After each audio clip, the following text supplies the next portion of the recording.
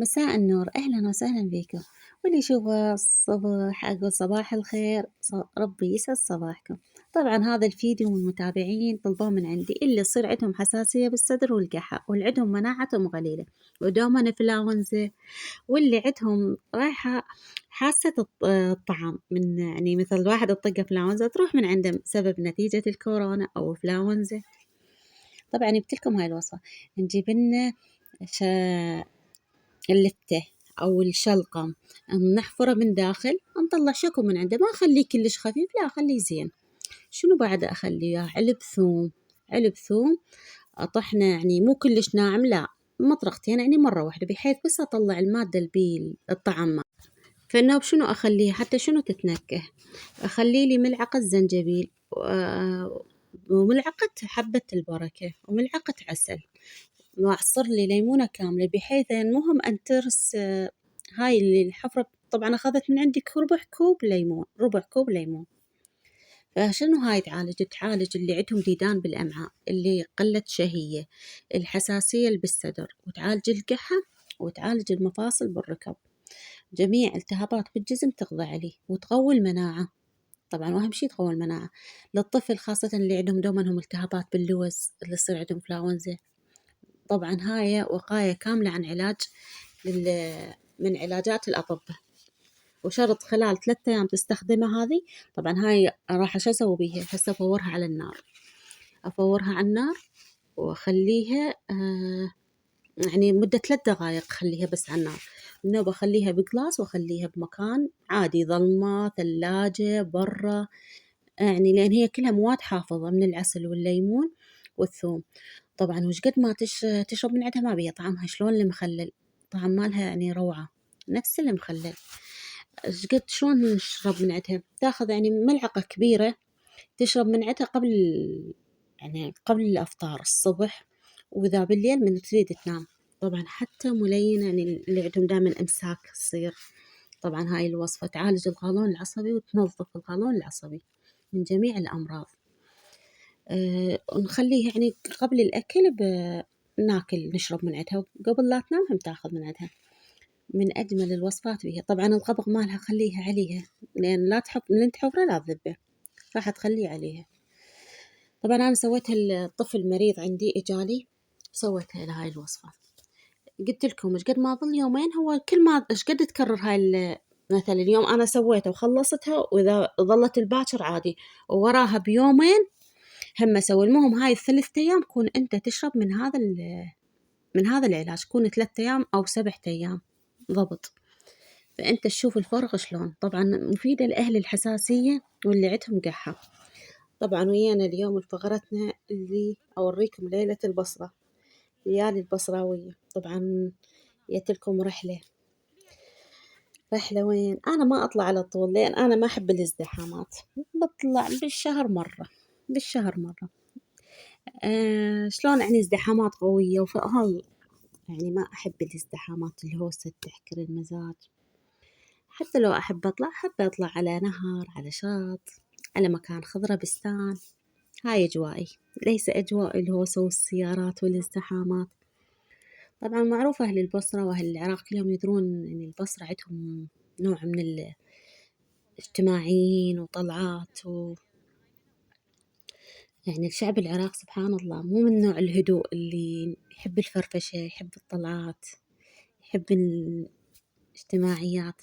تلقاه حتى يجامل يعني يشوف الناس. مرات دايمًا يقولون العراقيين أنتم إيش قد تسولفون وايد، مو نسولف وايد، بس إحنا نحب المجاملة، نحب نلاطف، نحب يعني مثل الواحد إنسان حتى نعرفه ما نعرفه نسولف وياه ونضحك وياه، وهذا يعني سامعين بجبر الخواطر. شوف العراقيين مرات دايمًا يقولون شعب محبوب، شعب محبوب ويحب يخالط ويحب يسولف، وما يتكبر على إنسان مثلًا. تدرون حتى لو إنسان عدو، هسه أنا لو ألقاني إنسان عدوي ما أحبه أو مضوجني أو قاهرني وهاي، عامله معاملة كأني أنا أول مرة أشوفنه.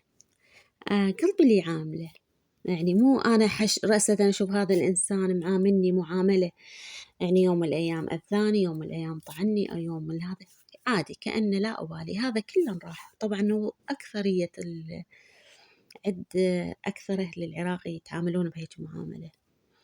يعني مثل يشوفون الإنسان مقابيلهم يعاملونه كأنه أول مرة، حتى لو غاف، حتى لو مضوج أصلا. ومن أحلى الصفات اليوم إذا لقيت لك إنسان غفك أو ضوجك، لو هاي إذا لقيته بعد كل شيء انسى، لا تحاول تتذكر أو تكرر اللي صار بيناتك، الزعل أو شو اسمه، حتى تعيش بسلام. ليش الناس ما قاعدة تعيش بسلام؟ حتى بنفسها ما قاعدة تعيش بسلام. شنو السبب؟ لأن هي بقلبها بداخل يعني قامتها بالحقد والضيجة والزعل. على شنو تزعل؟ هي الدنيا يومين ورايح. اليوم أنا سولفت وياكم ما أدري باكر وين أروح.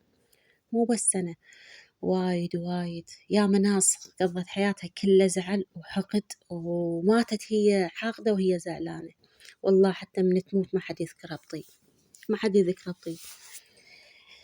اليوم البشر اللي تريد تعيش، أنا ما أريد أعلم أحد لو شي، بس بالعكس. شوفوا اليوم يعني أنا من ألقالي قناة بيها طبخ، تدرون أقول هاي الأكلة خلنا أسويها، أتعلمها حلوة، حفزتني روتين، حفزني كلمات تستفاد من عندها. ترى الإنسان كل شي يموت بيه، بس السيرة الطيبة ما تموت. لو ظل آلاف السنين خذيتها عبرة، إيش قد أكو ناس ماتت وظلت بآلاف السنين مزروعة بالقلب. تدري ليش؟ سيرتها الطيبة. والإنسان السيرته مو طيبة لا والله بيومه ينسي، بيومه، لأن راح شنو ما خلى ذكرى حلوة. ودائما الإنسان المتسامح والطيب تلقاه بيه نفسه مستسامح، هو ما ظلم نفسه أصلا، مو ظلم مقابيله. وجبر الخواطر ماكو أحلى من هذا. اليوم حتى شوفوا لكن إنسان زعلك عامله معاملة كأنه لا شيء، كأن أنا وصل له رسالة أنا نسيت الزعل. أنت على قولتهم رب العالمين. شوفوا لا تظلموا لكم بشر، ولا تدعون عليه، ولا تزعلون عليه. تدري ليش؟ لأن أنت راح تأذي نفسك، ما راح تأذي مقابيلك. أولا ظلمت حالك عند رب العالمين، ظلمت نفسك، خليت قلبك كله مرض وحقد وزعل وضيجة. والثاني شيء والأهم شيء، أنت رب العالمين ما راح يخلي بيك محبة الناس بيك. تدري ليش؟ لأن يشوفك قلبك يقول ما يستاهل هذا الشخص أخلي الناس تحبه، لأن هو إنسان حقود، هو ما نفسه ما متسامح. لو أنا أخلي بيه. دائما تلقون البشر، شوفوا منو الأحسن، الجمال لو الجاذبية؟ لا، جاذبية. جاذبية من تسولف لك يا بشر تقول هذا شنو، ليش معنى، إيش معنى أنا رب العالمين جذبني بيه؟ تحس عنده محتوى، تحس عنده سالفة حلوة، تحس عنده طيبة، تحس بيه عنده، هو إنسان من داخله. يعني والله عمر الجمال ما كان جاذبية الإنسان، عمر الجمال ما كان جاذبية الإنسان. شنو جاذبية الإنسان؟ بالأسلوب الطيب، بالكلمات الحلوة. اليوم إنسان تشوفه تمنى الخير إلك ولغيرك، والله تمنى الخير لغيرك قبل لا تتمنى لنفسك. وأنا دائما أقول هاي الفقرة. واليوم يجينا شط العرب. شط العرب من أجمل الشطوط طبعا. شط العرب يجي من نهر دجلة وفرات، ومن شمال العراق، من بداية العراق يجي للوسط، يلتقى نهر دجلة ونهر الفرات. وين يلتقن؟ بالبصرة. واحد يمين وواحد شمال يلتقن، والنوب يتكونن منهن شط العرب. وطبعا شط العرب من أجمل الشطوط اللي بالعراق، لأن منين متكون؟ من سبحان الله من نهر دجلة ونهر فرات. واليوم أنا غامرت طبعا. هو طبعا الماي بالليل من الله تحسه بيه شلون، يعني رعب وخوف. وبيومها صاعد المد والماي بارد، أنا حطيت إيدي بالماي، بس الماي لو تمد إيدك عليه قص من الورودة. طبعا اللج ما اختارينا عالي، لا اختارينا ناصع على مود الفقرة، لا أحط إيدي فيها بالماي. أول مرة أصعد بلنج بليل، دائما أصعد له بنهاري، بس ليل لا ما أصعد. طبعا ليالي البصراوية من أجمل الليالي بالعراق. يعني أي مكان بكورنيش لا نهر يعني